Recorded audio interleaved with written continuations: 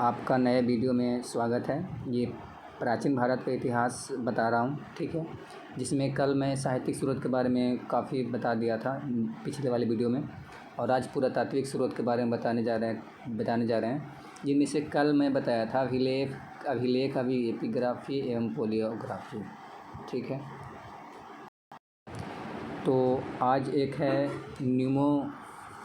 Numismatics क्या होता है, ठीक है। न्यूमिस्मेटिक्स क्या होता है, ये यहाँ पे ये न्यूमिस्मेटिक्स क्या होता है। तो सिक्कों के अध्ययन को या मुद्रा शास्त्र को न्यूमिस्मेटिक्स कहते हैं, ठीक है।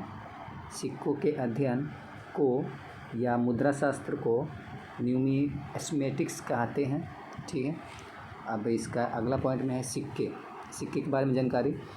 तो भारत के प्राचीन ये पहला पॉइंट में, भारत के प्राचीन सिक्के पंचमार्क या आहत्य सिक्के कहलाते थे, ठीक है। साहित्य में इन सिक्कों को कारसापन भी कहा गया है।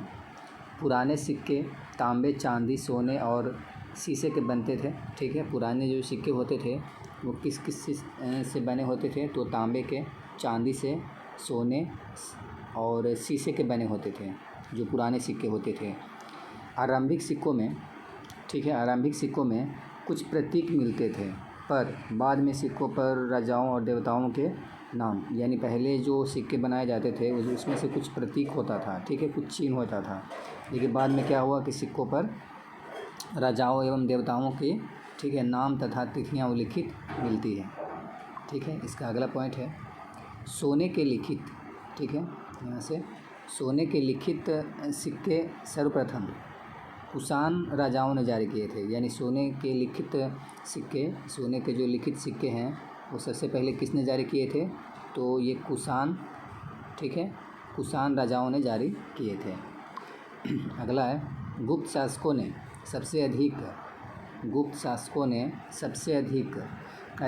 सोने के सिक्के जारी किए।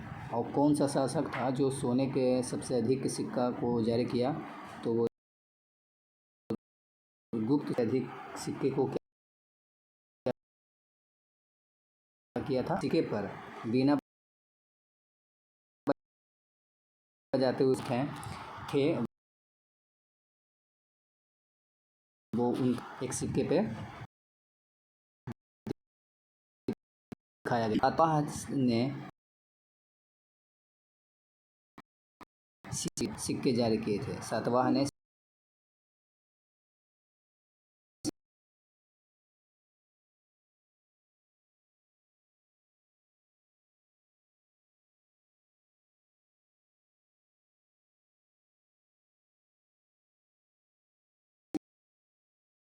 सिक्के थे सोने के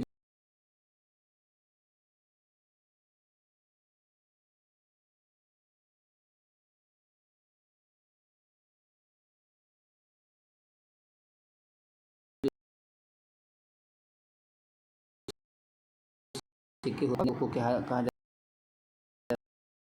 जाता था। अब है अगला पॉइंट, सामान्य अर्थ यही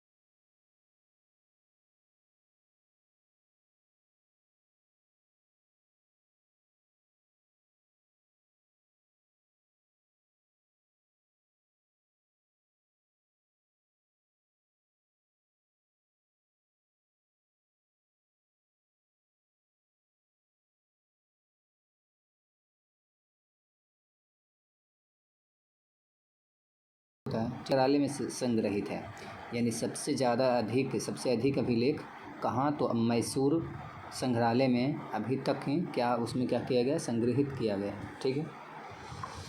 इसके आगे है मौर्योत्तर और गुप्त काल के अधिकांश, मौर्योत्तर और गुप्त काल के अधिकांश अभिलेख कार्पस इंस्क्रिप्शनम इंडिकेरम नामक ग्रंथ में संकलित है, ठीक है। इस ग्रंथ में संकलित है। कौन सा ग्रंथ है, तो ये ग्रंथ है कॉर्पस इंस्क्रिप्शनम, ग्रंथ का नाम है ये कॉर्पस इंस्क्रिप्शनम इंडिकेरम। ये जो ग्रंथ है, इस ग्रंथ में मौर्य, मौर्योत्तर और गुप्त काल के अधिकांश अभिलेख इसी ग्रंथ में संकलित है। उस ग्रंथ के बारे में उन सब के बारे में इसी ग्रंथ में संकलित किया गया है। अब ये बात होता है कि अभिलेखों में प्रयुक्त लिपियाँ, यानी लिपियाँ जो थी वो किस तरीके से लिखी जाती थी, ठीक है। अभिलेखों में प्राप्त लिपियाँ जो लिखावट थी वो कैसी थी, ठीक है। तो वो कुछ इस तरीक़े से, पहले था प्रकृत लिपि। आरंभिक अभिलेख प्राकृत भाषा में थे, ठीक है।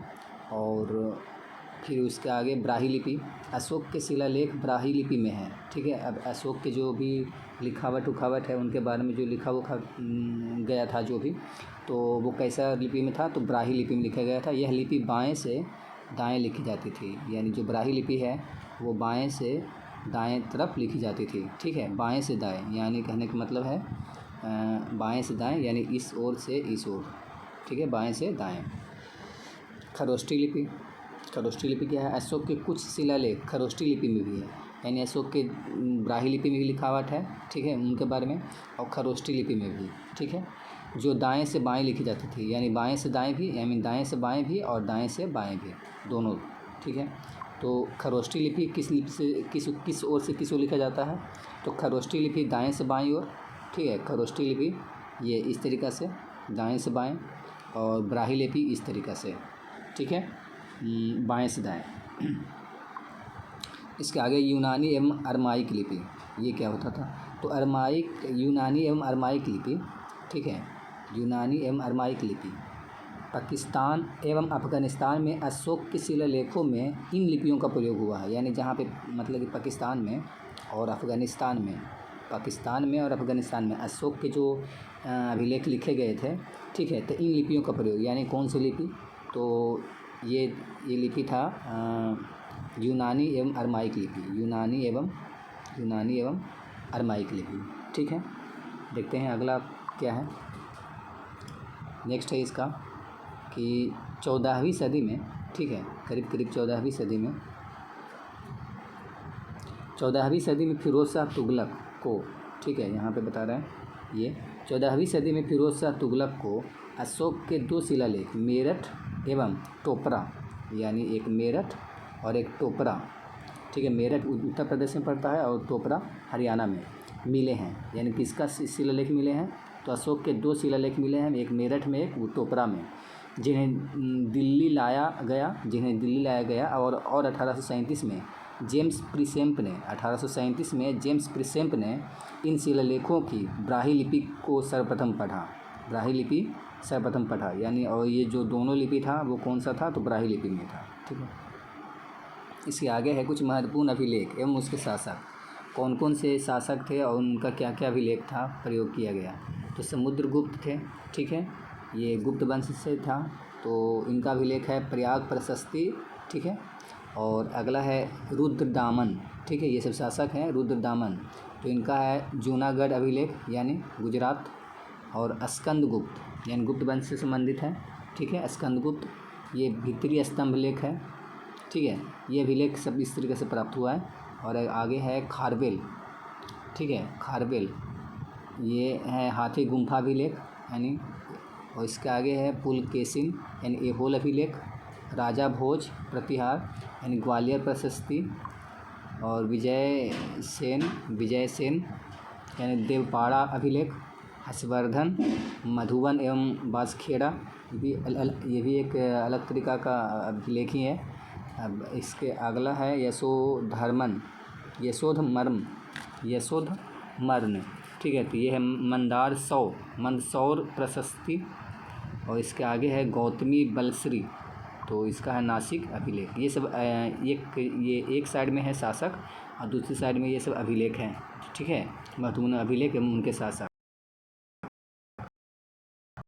जो शासक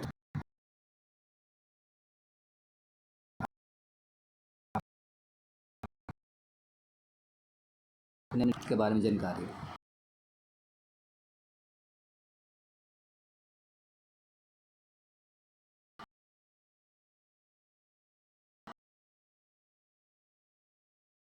तो अभिलेख संस्कृत भाषा में जारी प्रथम अभिलेख माना जाता है। पुलकेशिन द्वितीय का ये होल अभिलेख उसके दरबारी कवि रविकृत द्वारा रचित है। और इसके आगे है अशोक के प्रयाग स्तंभ लेख में कारुवाकी एवं तीवर का उल्लेख मिलता है। किस किस का? तो अशोक के प्रयाग स्तंभ लेख में, ठीक है, कारुवाकी का उल्लेख मिलता है। इसके आगे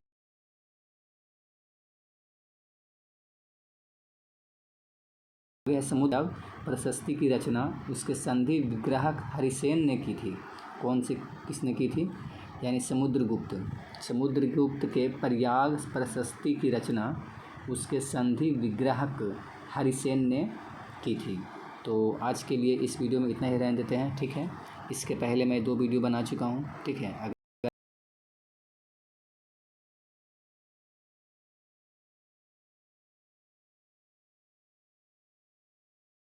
अब वो जो भी है इस तरीक़ा से, ठीक है। वीडियो देखने के लिए धन्यवाद, थैंक्स।